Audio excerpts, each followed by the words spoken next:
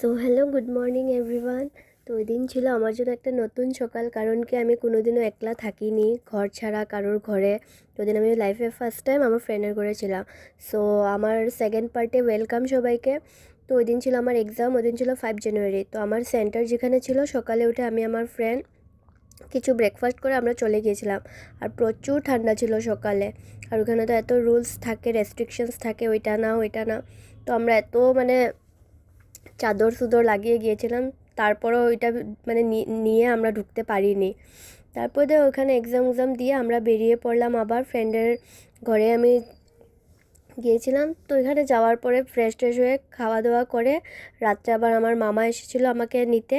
তো ওইখানে আমি মাসির ঘরে গিয়েছিলাম। তো মাসির ঘরে যাওয়ার পরে আরও মাসির সাথে বহুত দিন পরে আমার দেখা হয়েছে। তো ওখানে যাওয়ার পরে আমার মাসির ছেলেও ছিল, ছোট্ট ছিল, বহুত কিউট। ওর সাথে খেলাধুলা করছিলাম, টাইম স্পেন্ড হয়ে গিয়েছিল আমার।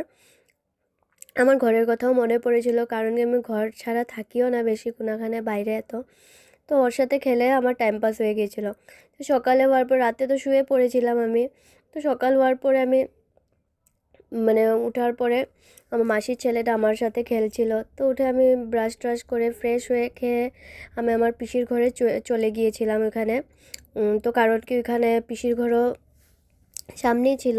তো আমার ওখানে যাওয়ার পর আমার পিসির মানে বোনগুলো, কাজিনসগুলো, ওদের সাথে আমি কথা টথা কয়ে ওইখানে আমি রাত্রে ছিলাম, এক রাত্র ছিলাম। তো আমরা একসাথে থাকলে যা যা হয় মানে কাজিনসরা, তো আমরা ফটোস ক্লিপ এইসব নিয়েছিলাম, ভিডিওস এত কিছু দেইনি আমি।